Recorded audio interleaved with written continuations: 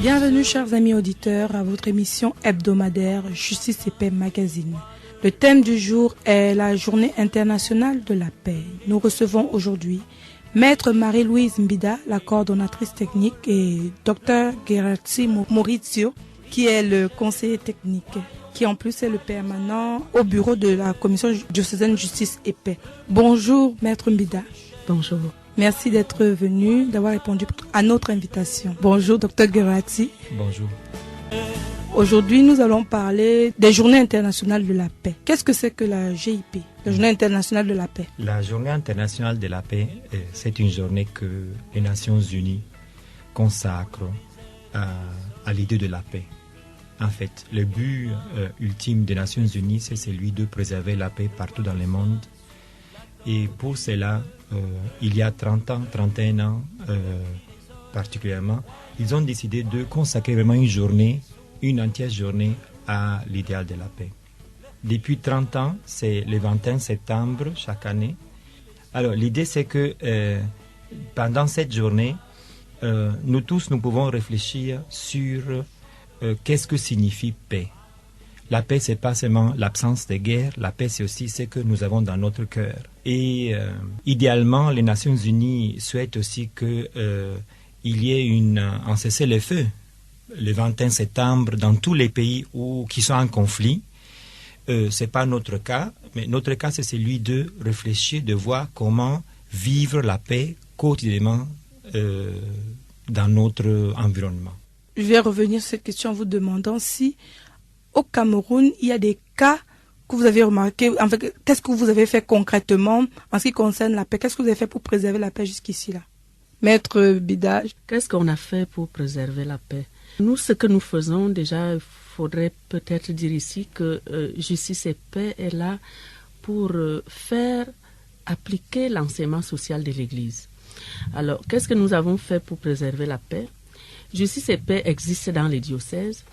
Ce que nous pouvons faire dans notre diocèse ou ce que nous faisons, c'est de regarder dans notre environnement qu'est-ce qui devrait être fait qui n'est pas fait.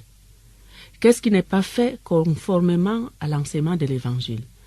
Je vais vous prendre un petit exemple peut-être qui pourrait être banal parce que les gens s'attendent souvent aux grosses actions. Un employé qui est licencié et qui avait quand même droit à des indemnités, une indemnité de licenciement, qui n'a pas pu avoir cette indemnité parce que peut-être c'était un gardien et on l'a négligé parce que gardien, on le fait partir sans lui payer son indemnité. Ou alors ses indemnités. Ce que nous faisons à Justice et Paix, si nous sommes saisis, c'est de faire que cet employé ou cet ancien employé rentre dans ses droits. Comme ça, sa paix est aussi préservée, même s'il a perdu son emploi. Et bon, il y a d'autres cas concrets. Je prends maintenant, actuellement, nous sommes dans le cas de l'exploitation du gaz d'Indopassi. Nous essayons, en collaboration avec le Service national Justice et Paix, de veiller à ce que les populations environnantes soient dédommagées. Ça, c'est des petits exemples. On en a plusieurs comme ça. Nous prenons un autre exemple, le cas d'une veuve. Alors, une femme qui perd son mari, et généralement, dans certains cas, vous allez trouver des familles où on n'a pas la notion des droits de la veuve ou de l'orphelin. Si cette veuve-là vient vers nous, nous faisons tout pour que la loi soit appliquée dans ces cas. Voilà des cas de préservation de la paix. Donc, dans des familles, dans nos quartiers, ainsi de suite. Merci, Maître Mbida. Maintenant, tout de suite, nous allons vous demander pourquoi la Journée internationale de la paix et non pas la Journée mondiale de la paix. Maurizio peut mieux répondre à cette question.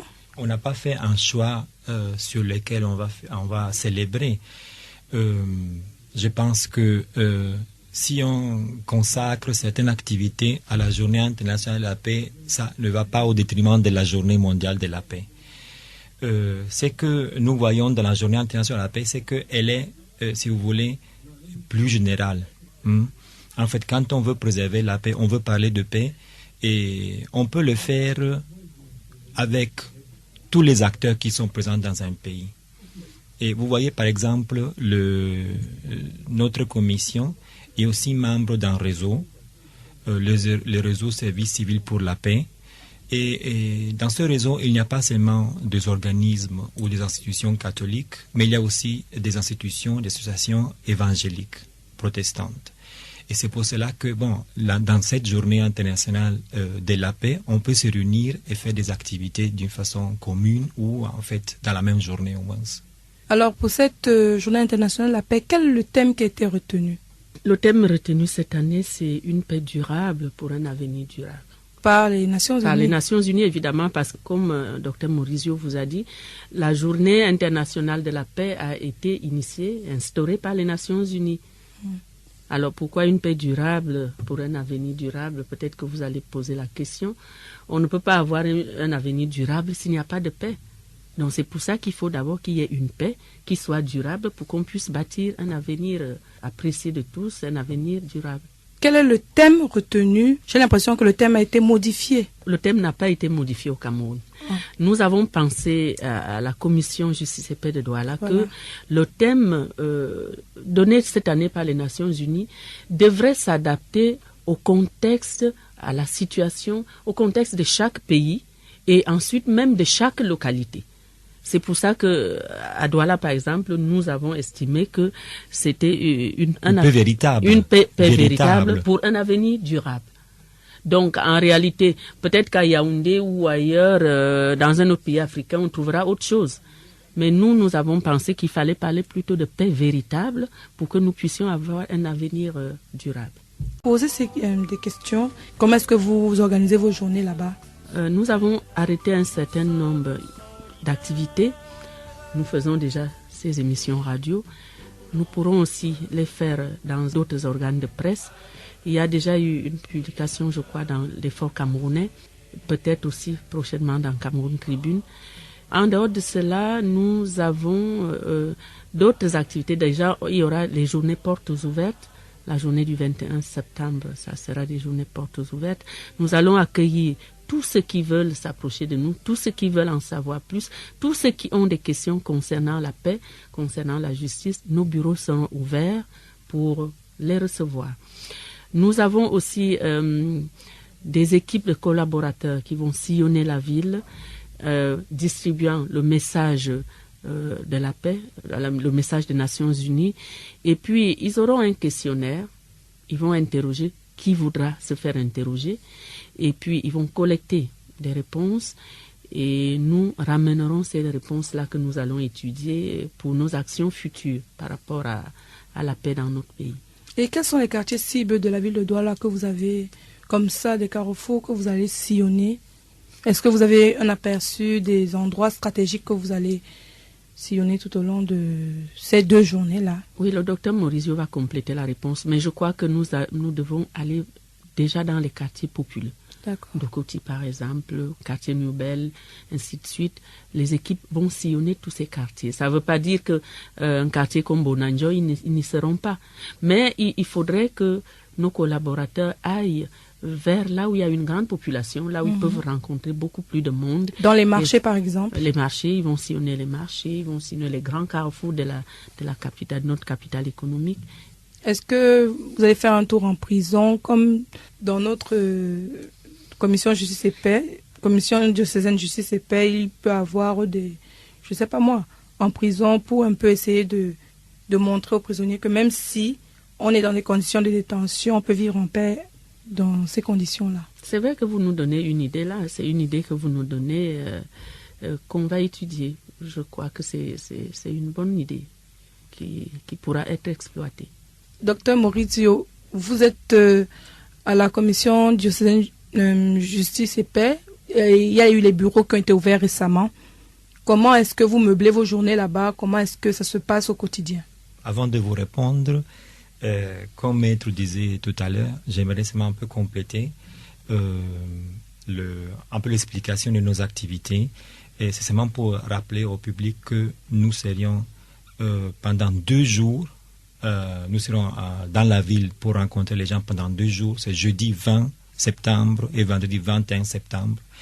Je viens de dire que la journée internationale de la paix est célébrée le 21 septembre, mais pourvu que la ville de Douala est si grande et on voulait rencontrer vraiment le plus grand nombre de personnes, on a décidé de sortir en fait pendant 2 jours, c'est le jeudi et le vendredi prochain, 20 et 21 septembre, que nos collaborateurs, nos équipes iront dans la ville à l'encontre de la population. Et nous prions tous ceux qui nous écoutent et qui ont envie de parler avec nos équipes, quand ils les verront, en fait, les équipes seront visibles. Ils auront un tricot avec le logo de la commission. Ils auront aussi une casquette. En fait, on verra que ce ne sont pas des personnes qui se promènent comme ça aux hasards, mais ils le font ça pour nous.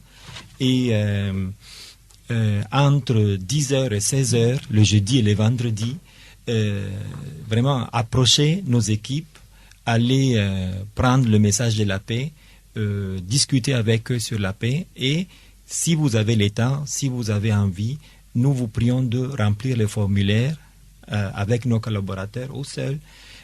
C'est un formulaire sur la thématique de la paix. Hein. C'est pas trop difficile, mais quand même, ça demande un peu de réflexion. Ça nous amènera à avoir des données sur lesquelles nous pouvons travailler après. Et pour revenir sur ma question... Oui, non, je n'ai pas oublié votre question, mais je voulais dire que même les journées portes ouvertes au bureau, c'est aussi les jeudis et les vendredis. En fait, toujours de 10h à 16h, nos bureaux sont ouverts à tout le monde ici à Aqua, dans l'enceinte du Collège Saint-Esprit.